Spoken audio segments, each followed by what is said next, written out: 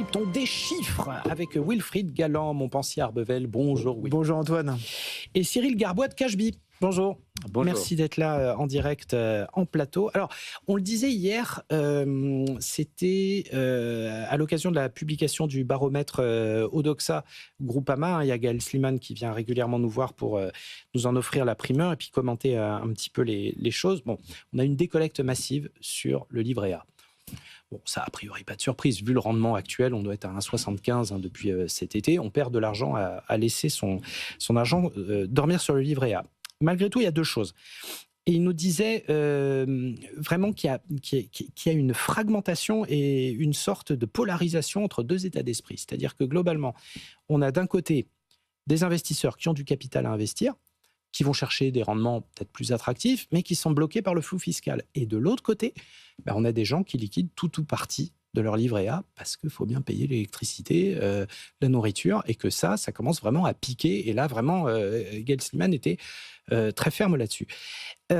Qu'est-ce que ça dit de l'état d'esprit des investisseurs à l'instant T en cette fin d'année ? Eh bien, tout d'abord, il faut quand même constater que le taux d'épargne reste élevé. Et il y a toujours une décollecte sur les différents supports liquides dans cette période de l'année parce que des impôts fonciers à payer. C'est un moment de l'année où il n'y a pas de prime particulière, donc il y a souvent une saisonnalité de décollecte, mais elle est particulièrement marquée cette année. C'est plusieurs mois de décollecte. Donc cet argent, il doit bien aller quelque part. Ce qu'on constate, c'est qu'il va principalement sur l'assurance vie, qui a été en contraste avec ce qui se passe sur le livret A. Encore et toujours l'assurance vie. Ouais. En collecte positive extrêmement forte depuis le début de l'année. Et ça, principalement parce que les rendements sur le taux euro ont remonté de façon assez spectaculaire. Et donc, il y a un arbitrage qui se fait en grande partie des livrets réglementés vers des supports type assurance vie. Bon, est-ce que ça reste quand même pertinent d'avoir ça dans un portefeuille diversifié, Wilfried Galland, ou est-ce qu'il faut typiquement là se dire, le vent tourne, il faut le prendre d'une manière ou d'une autre, et se consacrer à des supports peut-être un petit peu plus rémunérateurs? Je pense qu'il faut d'abord bien se connaître. Chaque investisseur est différent. Et c'est pas donné d'ailleurs. Et c'est pas donné. Et en fait, la connaissance ne vient pas, et pardon pour tous ceux qui ont conçu des questionnaires extraordinairement sophistiqués, qui probablement nous écoutent également, et je les salue, mais ça ne vient pas en remplissant des questionnaires et avec une moulinette qui derrière définit un profil. En fait, ça vient avec l'expérience de ce que représente son investissement pour soi. En particulier dans les périodes les plus difficiles. Tout le monde est prêt à gagner de l'argent facilement. Ça, il n'y a aucun problème. Moi, je n'ai jamais rencontré quelqu'un qui dit « Oh non, j'ai pas envie de gagner d'argent tout de suite. » Surtout pas. Un taux de rendement trop élevé, j'aimerais pas. En revanche, c'est le moment effectivement où ça tangue, où il y a effectivement des turbulences fortes sur le marché qu'on apprend à se connaître. Et donc, à partir de là, je pense que des supports comme le livret A ou comme les fonds en euros sont indispensables, ou en tout cas, il n'y a pas d'alternative claire et qui représenterait une alternative cohérente par rapport à ces produits-là. D'accord. Après, on peut effectivement aller chercher d'autres types de produits pour aller chercher du rendement supplémentaire, mais il faut bien avoir conscience du risque associé et parfois aussi de la liquidité qui n'est pas la même. J'insiste beaucoup dessus, c'est-à-dire il y a des produits qu'on vous présente comme étant des produits formidables de rendement, mais avec une liquidité plus faible. Donc là aussi, chaque investisseur devra et doit équilibrer. Chaque classe d'actifs a ses caractéristiques. Le livret A a totalement sa place. L'assurance vie, bien évidemment. Le fonds en euros, bien sûr. Et puis, effectivement, aller chercher d'autres choses.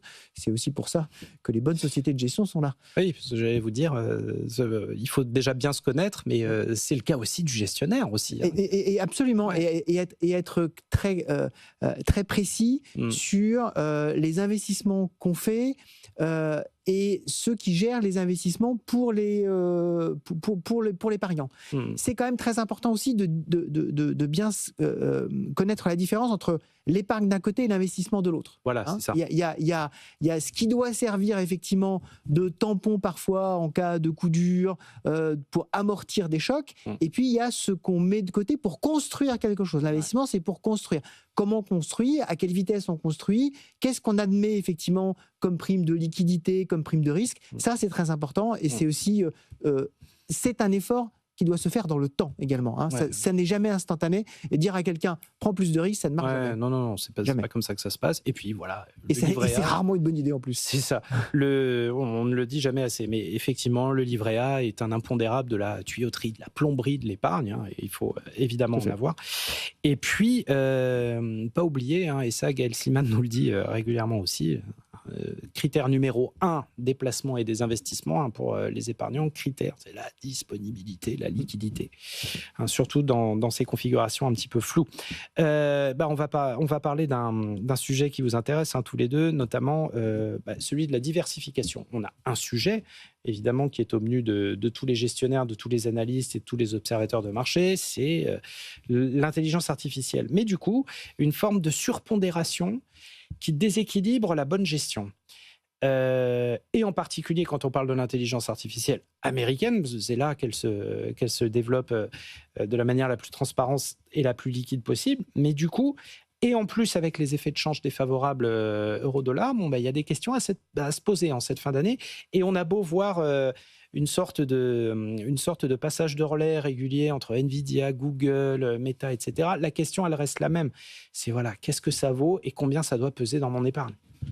C'est une très bonne question. Ce qui est assez intéressant, c'est quand on regarde le MSCI World, qui est censé être l'indice qui apporte le plus de diversification, qui reproduit la capitalisation mondiale. Aujourd'hui, on est à 75% du poids de cet indice, c'est les valeurs américaines. 75%, et à l'intérieur, 22%, les 7 magnifiques, vous citiez Nvidia, on connaît les autres. Donc, quand on investit et qu'on pense être diversifié, on a déjà 7 valeurs qui représentent près d'un quart du panel, et les États-Unis qui en représentent 75%. Sachant que ce soit la tech ou le marché américain, il y a quand même un consensus pour admettre que les valorisations sont très hautes. Donc, une bonne stratégie de diversification aujourd'hui, c'est plus nécessairement reproduire les indices qui sont censés être le plus diversifié, puisqu'on prend de facto une position sur les États-Unis et sur la tech. Donc, il y a probablement un certain nombre d'arbitrages à faire.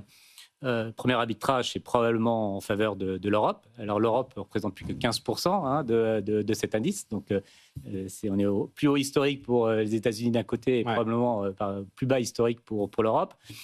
À peu près toutes les mauvaises nouvelles sont dans les cours en Europe. Donc, finalement, toute bonne nouvelle, que ce soit un peu plus de stabilité politique en France, un peu une réduction des tensions géopolitiques, comme on le voit, des signaux plutôt positifs pour le bénéfice des entreprises. Tous ces bonnes nouvelles sont susceptibles d'avoir un effet positif sur les cours. Aux États-Unis, c'est un peu le contraire. Toutes les bonnes nouvelles sont déjà dans les cours. À tel point que quand on a tous vu l'excitation qu'il y avait autour de l'annonce des cours des bénéfices de Nvidia, super bénéfice, bon, ça bouge un peu, mais pas plus que ça, parce que c'est déjà dans les cours. Donc finalement, il y a un premier arbitrage à faire, probablement en faveur de l'Europe.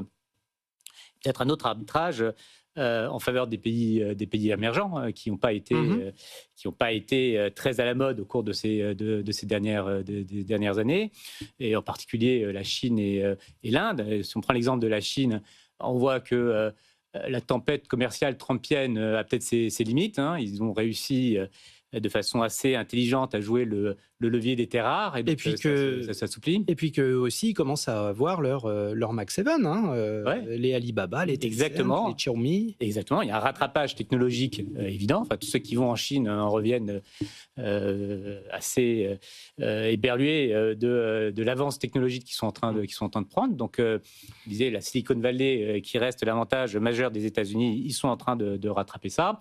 Et puis enfin, ce qui a toujours été un peu l'angle mort de la croissance chinoise, c'est-à-dire le marché intérieur, reprend des couleurs. Alors, du jour au lendemain, ça ne prendra pas le relais de l'exportation. Mais néanmoins, il y a un certain nombre de fondamentaux qui font que ça peut être le moment de revenir sur la Chine, l'Inde. Bon, c'est un autre sujet, on peut revenir également là-dessus, mais des investissements massifs. On a vu ce que Google a annoncé en termes d'annonces d'investissement dans l'intelligence artificielle, comme une population et un vivier d'ingénieurs qui est assez exceptionnel.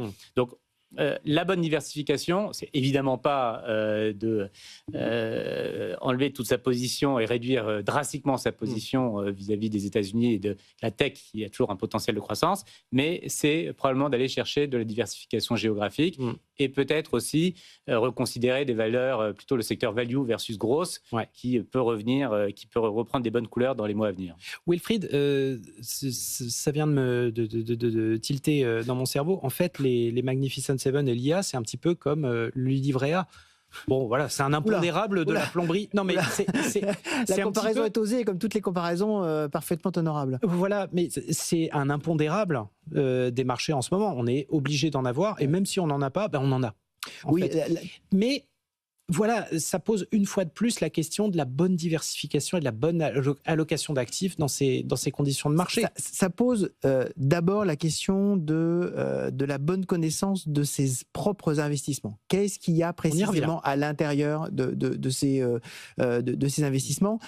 Effectivement, je rejoins ce qui vient d'être dit. La première diversification, c'est entre les différentes classes d'actifs. Faut jamais oublier, on se diversifie avec de l'obligataire convertible, en termes de zones géographiques également. Mais il y a un élément qui est très important, c'est quand on croit effectivement avoir, par exemple, des investissements thématiques, que ce soit par des fonds ou que ce soit par des indices, il faut bien regarder quelles sont les premières positions, que ce soit des indices ou que ce soit des fonds. Et souvent, effectivement, on a les mêmes positions qui reviennent.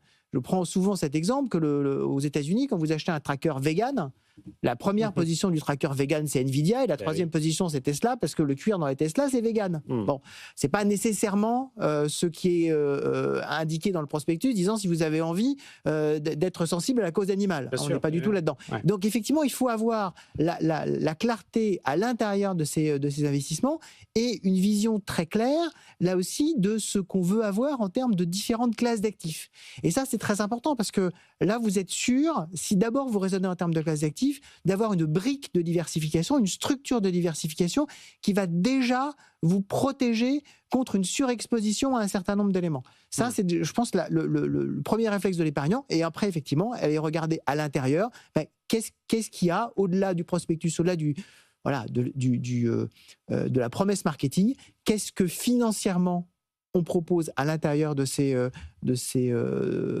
supports. C'est pas mauvais en soi, pas du tout, d'être très investi sur la technologie américaine, il faut juste le savoir. Oui, voilà, c'est exactement ça. Et dernière question pour vous deux, très intéressante, c'est un petit peu comme les indices où on n'a pas forcément envie d'IA, mais on se retrouve avec de l'IA dedans. Et bien, même chose avec le secteur financier. Et on a donc Revolut, cette néobanque dont on parle beaucoup, qui est en pleine offensive internationale, dans laquelle Nvidia vient d'investir directement, qui est valorisée à 75 milliards de dollars. C'est à peu près BNP Paribas pour des bénéfices qui sont 10 fois inférieurs. Globalement, est-ce qu'on n'a pas là l'OpenAI du secteur financier, c'est-à-dire une entreprise qui est très prometteuse et qui a des dynamiques de développement totalement dingues, mais pour l'instant qui gagne très très peu sa vie et qui pourrait devenir une sorte d'hypothèque ou en tout cas de déséquilibre dans le secteur financier? C'est vrai que c'est quand même assez surprenant et assez frappant.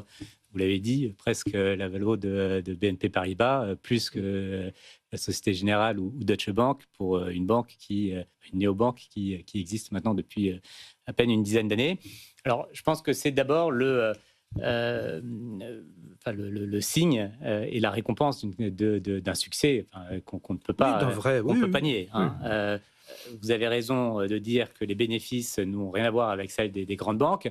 Néanmoins, 1,5 milliard par rapport à tous les autres secteurs, toutes les autres banques des néobanques, tout le reste du secteur de la fintech, c'est quand même très, très significatif. C'est la seule qui a réussi à générer jusqu'à présent des revenus et des bénéfices tout à fait substantiels. et également une croissance qui est absolument remarquable. Donc, cette valorisation sanctionne des résultats qui sont quand même au rendez-vous, que ce soit en termes de croissance, en termes de rentabilité, en termes d'expansion géographique. Le secteur de la banque de détail, puisque c'est ça dont il s'agit, est un secteur qui traditionnellement est considéré comme très local. On voit bien que les grandes banques sont très fortes sur leur marché domestique, mais ont bien du mal à aller sur des marchés à l'international. Revolut est en train de prouver que c'est possible. Néanmoins, il y a quand même toujours des interrogations réglementaires. Ils sont toujours en train d'essayer d'aller chercher leur licence au Royaume-Uni. Ils sont toujours pas dans le crédit immobilier, très peu dans la gestion de fortune, donc dans des verticales qui contribuent quand même de façon très significative aux revenus des grandes banques. Donc, on peut voir ça comme un potentiel de croissance, mais pour l'instant, ça reste, comme vous le dites, une hypothèque. Donc, cette valorisation, c'est le pari qu'ils vont réussir à lever ces différentes hypothèques, qu'ils vont réussir à faire sauter les freins qui existent encore. Donc, c'est risqué, mais évidemment, c'est quand même avant tout, je pense, la sanction d'une réussite jusqu'à présent absolument exceptionnelle. Il nous reste 15 secondes. En 15 secondes, Wilfried. En 15 secondes, Revolut, c'est la première fois qu'on a l'impression que la promesse des fintech est véritablement remplie. Jusqu'à présent, les fintech, j'avais coutume de dire, il y a plus de fin que de tech. Là, on a véritablement un écosystème qui se met en place autour de la technologie grâce effectivement à un certain nombre de percées qu'ils ont fait. Je terminerai en disant qu'il faut être prudent sur les valorisations hors marché. On a eu l'exemple, par exemple, récemment de Klarna, qui avait des valorisations extrêmement importantes sur le paiement différé, et qui, lorsqu'il s'est introduit en bourse, a vu ses valorisations baisser assez significativement. Attendons de voir, attendons que le temps fasse son œuvre. Mais en tout cas, effectivement, la révolution technologique, elle est aussi dans la finance, et Revolut en est un exemple. Wilfried Galland, Montpensier Arbevel et Cyril Garbois de Cashbee, merci d'avoir été avec nous pour commenter l'actualité du jour.